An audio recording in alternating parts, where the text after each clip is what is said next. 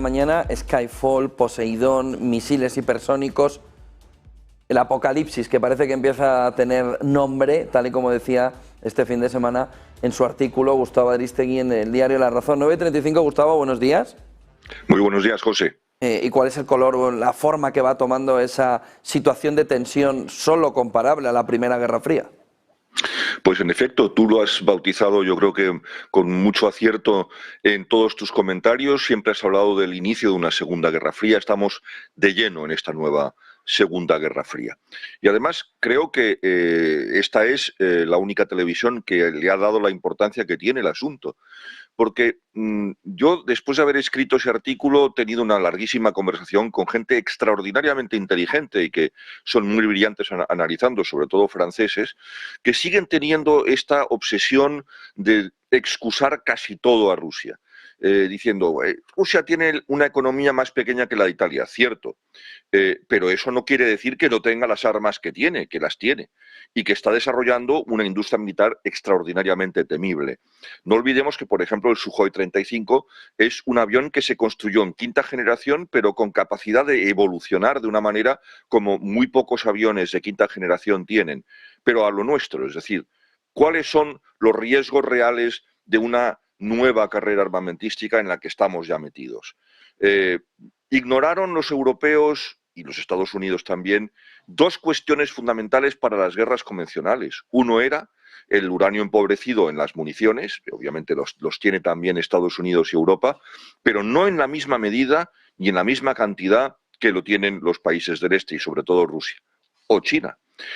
Y también ignoramos completamente el desarrollo de la tecnología de los misiles hipersónicos, que hoy en día no solamente la tienen ya Rusia y China, la tiene Corea y la tiene Irán. Y esta es una tecnología que puede acabar en manos equivocadas. No olvidemos que estamos hablando solo los misiles iraníes, no estamos hablando de los rusos. Los misiles iraníes vuelan a Mach 15, 15 veces la velocidad del sonido. Los aviones de caza más rápidos hacen Mach 3 con poscombustión. Estos pueden volar durante miles de kilómetros a esa velocidad. Eso significa, por ejemplo, los misiles rusos alcanzan velocidades estratosféricas de 20 Mach.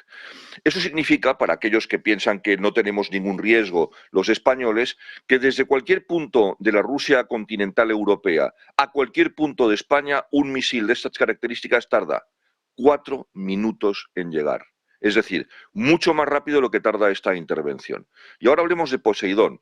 No sé si tú has visto la serie bastante mala en su guión y en la sobreactuada, como no he visto otra cosa. Es decir, si la política estadounidense fuese verdaderamente así, estaríamos todos con los nervios de punta porque está todo el mundo histérico y pegando gritos todo el tiempo. Bueno, se llama Diplomat, que está en una de las plataformas más importantes de streaming. Bueno,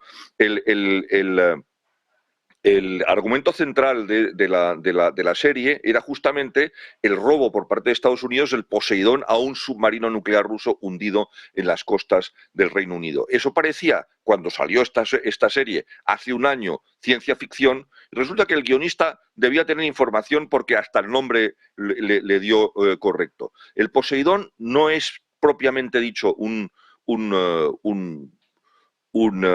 torpedo. Los torpedos podría decirse que son como los primeros drones submarinos porque tienen una cierta autonomía, pero es un supertorpedo o un dron submarino, como queramos llamarlo, que tiene un motor de propulsión nuclear, igual que el misil Burevestnik al que vamos a analizar a continuación. Este supertorpedo tiene una cabeza nuclear de varios megatones, es decir, para que nos demos cuenta, una capacidad similar a un misil balístico intercontinental. Bien, esto está diseñado para destruir ciudades enteras en la costa de cualquier país adversario de Rusia. Y además hay quien dice que puede hasta provocar tsunamis radiactivos. Esto último no ha sido demostrado, pero obviamente el riesgo existe. Si hay una detonación nuclear de varios megatones a una profundidad determinada, es evidente que una ola gigantesca se va a producir. Eso no lo podemos... además del daño directo del impacto nuclear, está el daño secundario del tsunami. O sea, no es el tsunami la parte principal del daño, es la parte secundaria, pero obviamente tendría un alcance mucho mayor. Y terminamos con el misil Burevestnik, al que la OTAN ha dado James Bondiano, por inventarme el término, nombre de Skyfall. Bien, pues el Skyfall es un misil de crucero con capacidad de vuelo ilimitada. O sea, se ha rediseñado la doctrina de destrucción mutua asegurada. Vamos a explicarlo. Hasta ahora la paz mundial, en los 80 años que siguen desde el final de la Segunda Guerra Mundial, se había fundamentado sobre el temor a que hubiese un ataque nuclear, porque la respuesta nuclear aniquilaría al atacante. Por lo tanto, la destrucción mutua asegurada garantizaba que nadie iba a meterse en el horror de un holocausto nuclear que acabaría con la civilización y la humanidad tal y como la conocemos.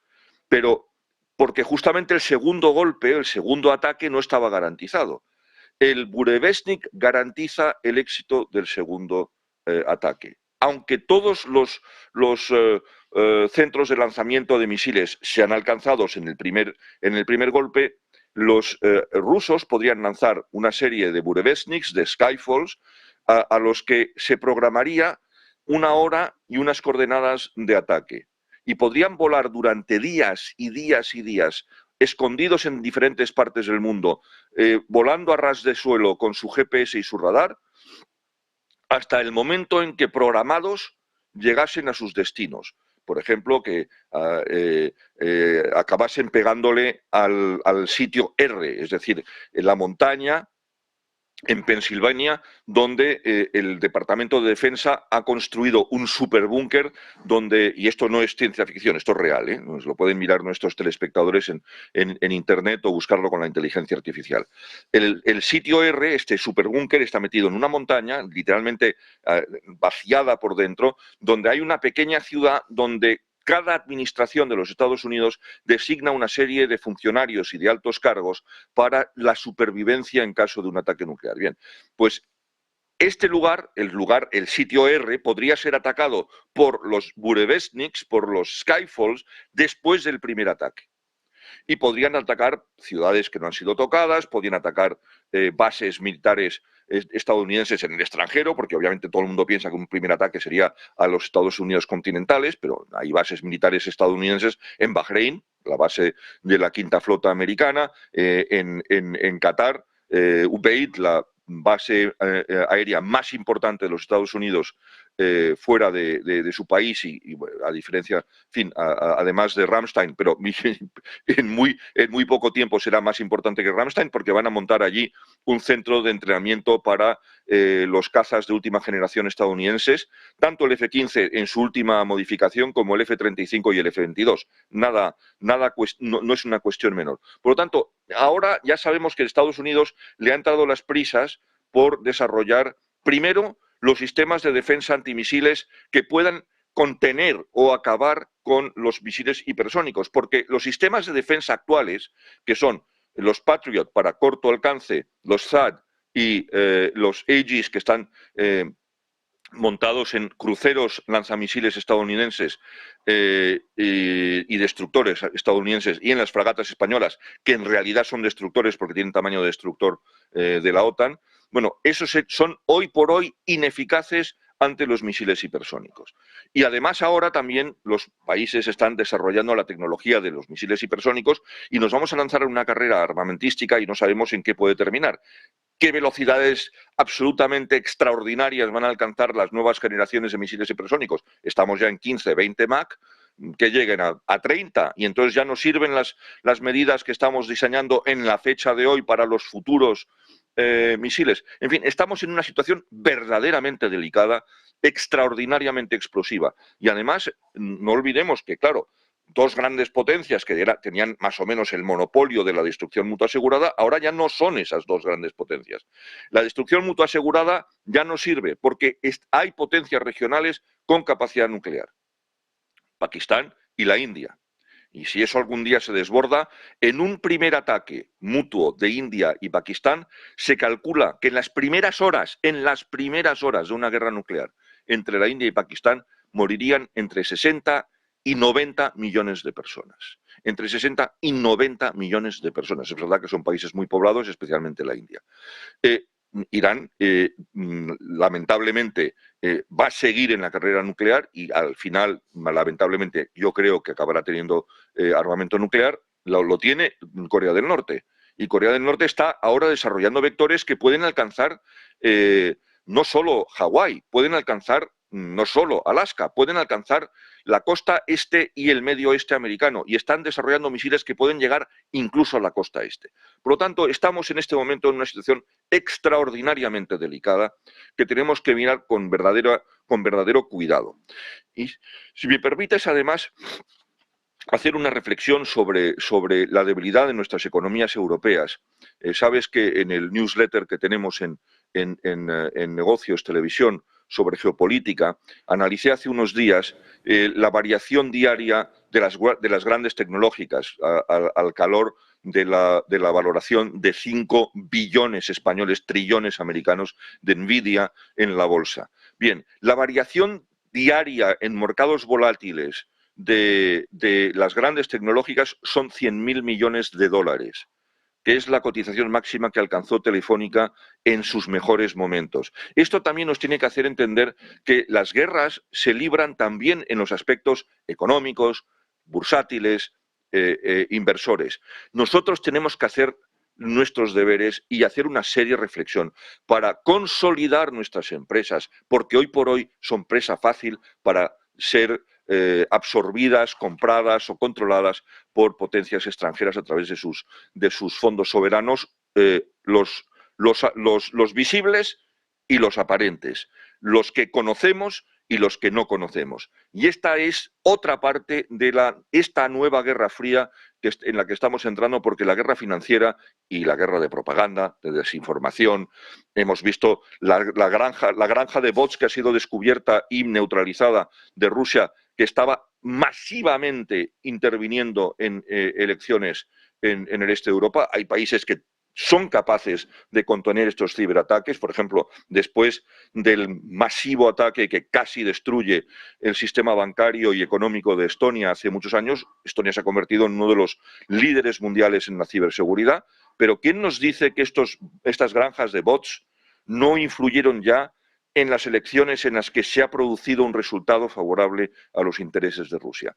Todo esto nos tiene que hacer reflexionar muy seriamente. Cuestión más, Gustavo. El equilibrio del terror, nos has dicho. Eso se ha terminado. Sí. Eso abre la puerta a qué formato de Leviatán, a qué formato de Hobbes. Pues francamente se me ponen los pelos de punta de pensar que estamos entrando en un escenario hobbesiano. Se me ponen los pelos de punta de pensar que la humanidad deja de tener control real sobre su destino, porque por terrible que fuese el riesgo que corríamos durante la Guerra Fría de un holocausto nuclear, y que estuvimos en 2 o 3, incluso 4 ocasiones muy cerca de él, la crisis de los misiles, aquel comandante submarino ruso que contuvo la urgencia o la tentación de lanzar un ataque con los misiles balísticos que tenía a bordo en el ultimísimo momento, porque habían malinterpretado una orden y una situación táctica y no estratégica. Bien, pues es que hoy se puede calentar la boca a Kim Jong-un, que es un loco peligroso. No olvidemos que el régimen de los ayatolás está obsesionado con blindarse, y ellos creen, sinceramente, que han visto que un régimen completamente disparatado y completamente grotesco, como es el régimen de Corea del Norte, ha conseguido preservarse, no porque solo tenga una capacidad de control opresivo, bestial con su pueblo, que es verdad, pero hasta eso puede vencerse, sino porque tiene armas nucleares y nada se puede hacer para intimidar o para aplicar sanciones que le hagan daño a Corea del Norte. Los iraníes piensan sinceramente que la única forma de preservar su execrable oligarquía, que no es una dictadura, es una oligarquía dictatorial, que es lo que es el régimen no teocrático, sino dictatorial y opresivo, brutal y terrorista de los ayatolás, es a través del armamento nuclear. Y si alguna vez lo tienen, entonces no solamente es Israel la que está en peligro, obviamente sería su principal objetivo, pero ellos saben que si atacan a Israel, ellos serían eliminados. El problema son sus vecinos árabes ricos. En este momento, Arabia Saudí está pensando seriamente en desarrollar un programa nuclear y Turquía va a sentir la tentación de hacer lo mismo. Turquía es un país OTAN y es posible que podamos convencerles de que no lo hagan. Pero ¿quién lo hará con Arabia Saudí? ¿Y quién le dice que no? Pues claro, si su peor enemigo, aunque ahora más o menos están en una fase de diálogo, que son los iraníes, que además han utilizado de manera absolutamente irredenta y sin escrúpulo alguno las minorías chiíes en el Golfo para sembrar el caos, el terror y la violencia, el terrorismo y la muerte en diferentes países de la región, en Bahrein, en la propia Arabia Saudí. Y no estamos hablando de la toma de la gran mezquita de la Meca, estamos hablando de muchísimos incidentes. No olvidemos la siembra del terror por parte del régimen iraní en Siria, o en el Líbano, en Argentina, en España, con docenas de muertos en el bar El Descanso en el año 85. Esta es nuestra realidad hoy. Y podemos seguir yéndonos de cañas con los amigos, está muy bien. Y podemos ir al fútbol los sábados y ver el partido de nuestro equipo preferido. Yo veo los partidos, soy muy futbolero.